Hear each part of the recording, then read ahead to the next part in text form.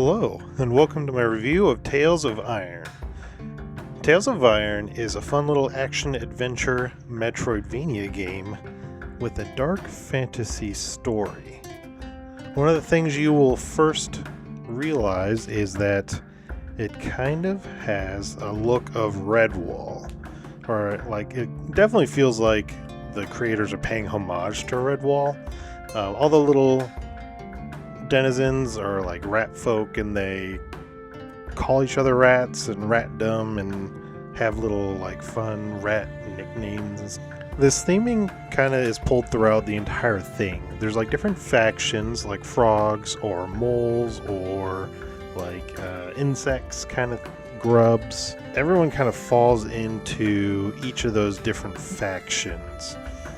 As far as the metroidvania aspect comes into play, the game doesn't do anything fancy to like further that genre or like reinvent the wheel, but what is there is very polished. They clearly took this theme and made it feel like a real place that you're inhabiting, and I think that speaks better than trying to come up with something new or fancy in order to pull people in. Sometimes when you're creating a game or like trying to really nail a genre, it can be better to just do that one thing really well rather than trying to reinvent the wheel or create a fancy gimmick to hook people in. Furthermore, you're not going to see any of the fancy like abilities and stuff that you normally would in like a Metroidvania, or at least what the genre's been known for as the time of this video. You're not going to see like your double jumps. You're not going to see there are wall grabs, but that's already baked in. Like, you're not going to get new abilities that help you traverse the game. This game handles that like your typical like point and click adventure would, in which you would find some sort of key or something that acts like a key that helps you progress into new areas, rather than some sort of movement or destruction type ability that can be used in combat, but also to traverse the land itself. So from this point of the video, I'll break it up into 5 parts, which will be story, gameplay, music, exploration, and my closing thoughts. I want to start this section out by stating that I'd like this review to have as little spoilers as I can muster, and therefore I'm going to try and be kind of vague with my explanation of the story, because I don't want to like ruin any potential twists or endings or anything like that. The game starts out with a cutscene where there seems to be a war between frogs or toads and the rat kingdom, and it's framed in such a way where the toads are kind of like aggressors attacking rat kingdoms, and the rats are like defending themselves and fighting off the toads and trying to end or subjugate toad royalty or leaders in order for them to not raid the rat. What I'm alluding to here is the story is set up to be ultimate good versus ultimate evil. With that in mind, there are some pleasant twists and story beats that really help you like diverge from your original thought process as to how the story is going to play out. It is kind of dark and depressing, but it's also a dark fantasy game, so you kind of expect that, but it doesn't like deliver anything that isn't too heavy. Like, it obviously has like themes of loss and death, since like it's a war, so you're expecting both of those things to happen on both parties, and they don't cut away or censor that aspect of it. It is done in like a cartoonish way, so you can like digest it a little easier than you would a more realistic graphic setting. Outside of that, there's not really much else to say about the story, other than like you're gonna spend the rest of the time rebuilding your kingdom from like a war-torn, ravaged setting, and that's pretty much what you'll be doing until the game concludes and the credits roll. I mean, there's a little bit of after stuff where there's like some parades and stuff, some victory parties, but other than that, that's going to be the whole gist of the story.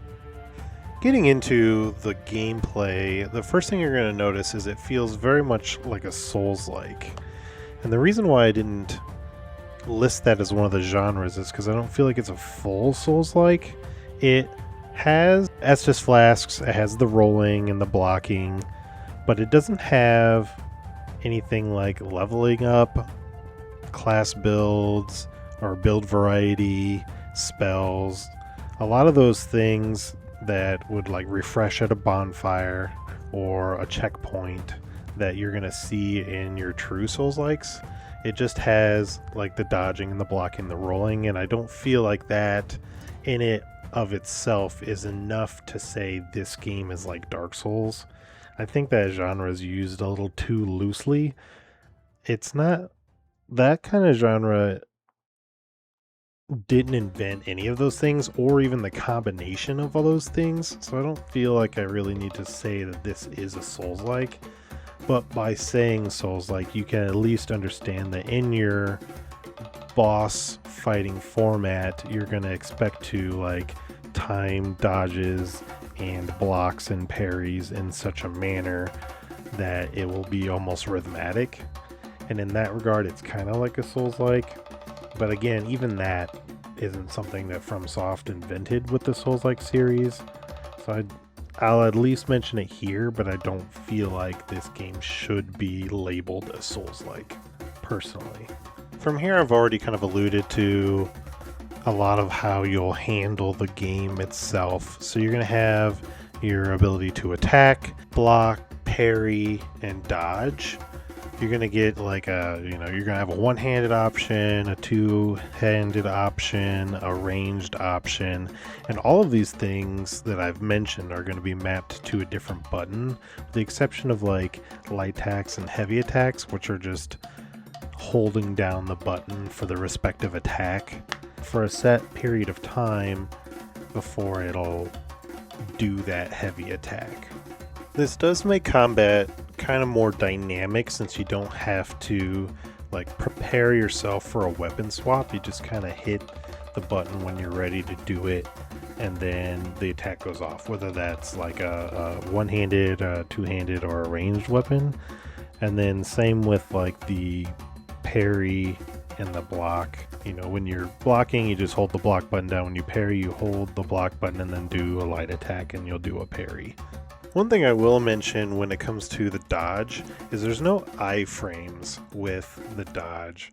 And if you're familiar with that, or if you're unfamiliar with that term, what iframes are is invincibility or invulnerability during your dodge.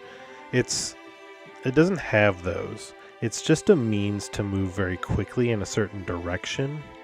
So that can be kind of challenging for someone coming from a game like Dark Souls where you get those iframes, because if you dodge into someone, you have to kind of predict the attack first and then dodge through them if you want to get behind them, or dodge away if you don't think their attack is going to be a very like large attack.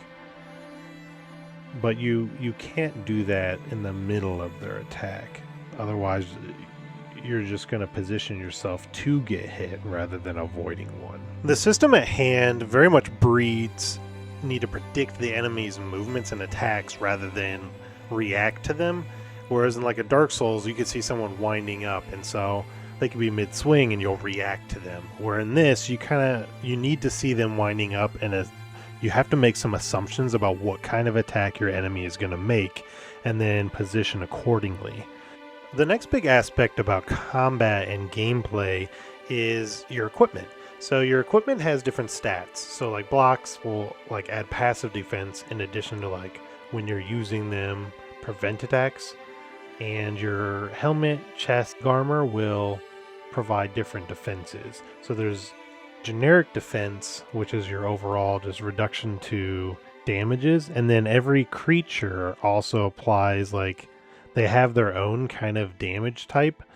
For instance, frogs deal frog damage and grubs deal grub damage. And how that plays out is like armor will also have resistances to specific types of creatures. Those 2 defenses will kind of add up to make one overall like reduction in damage. So you're going to go to areas where the game does a good job of like keeping creatures in their own biome, with a few exceptions to that rule. So you'll enter an area or a village, and it's very clear after the first weak enemy. Like, they'll always throw a weak enemy to you, and it'll be very clear what type of biome you're in. And so, for instance, let's say it's a frog or a toad. You are going to know immediately you're in toad territory, and you're going to change out your equipment and maximize your defenses based on that. And so, choosing equipment with high frog resistance will ultimately help you with defenses, the same as defenses will, but they're additive. So if you find something that's exceptionally good, that's great at both frog defense and high defense, then you're really going to double down on that defense stat and survive those attacks a lot better. This is kind of like the crux of like min-maxing your equipment. If you like to fiddle with things, or fiddle with your inventory, or constantly like try on new costumes in your Souls-like games and like make your character look aesthetically pleasing, or maximize on your defenses, this is where you get to like really play with that mechanic and have a lot of fun there. Now the inverse is there are some like universally good pieces of equipment, but they aren't always great in 100% of situations. In fact, they're not ever really the best thing you need to wear in every situation. But if you want to equip something and forget about it and never think about it again until something else cool comes your way, there are pieces like that too. So you kind of could do either or, and that's kind of a nice feature. From this point, the only thing really stopping you from equipping like the best gear, like most powerful armor with the best resistances, is how heavy everything can be. So typically the higher those 2 stats are in conjunction with each other, both being terribly high, also equates to super heavy. And so you do have an encumbrance meter. There's nothing in the game that lets you improve that encumbrance, so you just have to juggle how much encumbrance you're willing to take on, and that encumbrance directly affects how quickly you're able to dodge. So you have a light, a medium, and a heavy build, and those directly translate to light, medium, or heavy dodges. So heavy obviously being slower, requiring more timing in order to get perfect. And oftentimes it is better to just dodge damage than to have really good defenses. And so trying to manage that encumbrance can be quite important. And that kind of wraps up gameplay. And for this next section, the music section, it's actually pretty easy for me to explain and you to understand because I've already set it as the background music. Everything you've heard so far in this entire review has been entirely from the soundtrack itself. Have a listen. What makes a soundtrack good, or at least enjoyable for me, is it's got like a Renaissance fair / classical yet modern feel to it, and it certainly feels like it was made by an orchestra, which I'm sure the developers were going for. Even with that in mind, it still feels very appropriate for these animal settings. And every area, the music feels even more appropriate, especially when you get into like some of the grittier areas. The music feels like it fits more of that grittier tone. So like when you're in sewers, it kind of feels like sewer music, and when you're like in the frog villages, it kind of feels more tribal because they have more tribal looking aesthetic. I won't get into too many details. Oftentimes explaining some of the different like areas can lead to spoilers, so I'll kind of just cut this section short. For the exploration section, it's going to be pretty simple. You're going to have a couple avenues for exploration. First off is the local map, which works like your traditional Metroidvania map would. The next would be the overworld map. So why the overworld map is important is it's kind of like your warp screen, so you can like change between different areas, like major areas, because not every place you go to you can walk from from where you're at. Some areas there are like great land masses in between, etc., or at least that's how the game represents it. And so like traveling from like village to village requires this like kind of overworld map. And so like you'll choose a new area and then that'll have a whole new like localized map. The other element is there isn't really a need to over-explore. You're going to find things over the course of your journey, sure, but they're always kind of laid out in front of you as you're traveling to a new area. There's not too much to find outside of what you're like spoon-fed through the main quest. You can certainly like explore a little bit and grind, and you're going to find a handful of items you wouldn't have found otherwise, but these are more exceptions to the rules. The biggest thing is like looking at your map, and if there's like a section that hasn't been cleared of fog of war, then there's probably a secret there. But otherwise, you're not really pressed for options here. That being said, this section doesn't fall too short in my opinion, because all the other areas are so strong and high that the game doesn't feel like it needs a lack of exploration and whimsy. Everything like story and music and combat is so tight, you're pretty much enjoying your time as you're going along.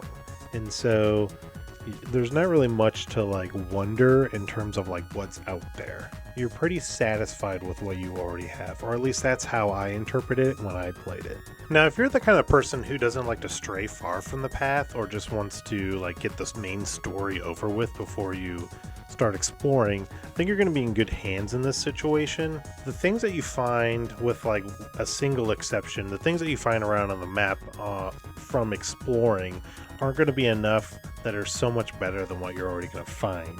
Now, you could say that really makes exploration kind of boring, but I think that the things that you do find are interesting in their own right. They just aren't very powerful, like min-max perspective. Another good area for exploration is the game has quests built in. So when you're not ready to progress the main story, you can go to job boards and like pick up little tasks that the townsfolk are looking to have completed. And these are really important to get like different resources. There's not really a universal currency in this world. It's more like a collection of like craftable materials. So like you'll do a quest and then like you'll want to go to a shop, and the shopkeeper's like, I don't need coins, I need parchments and cotton and ink in order to sell you blueprints. And so then you'll like collect those things and give them to them, and then like here's a blueprint, and then you go back to your house and there's a blacksmith and you trade in the blueprint for whatever's on the blueprint. So it's like a helmet or an axe or something, and then boom, you got more junk. Looks like it's time to wrap this video up with my closing thoughts. Overall, Tales of Iron is a very well polished, story driven action adventure game. Getting to learn and meet all of these different creatures and critters is exceptionally fun. Mixed with the combat and the presentation of everything, makes for a really solid, pleasant fun.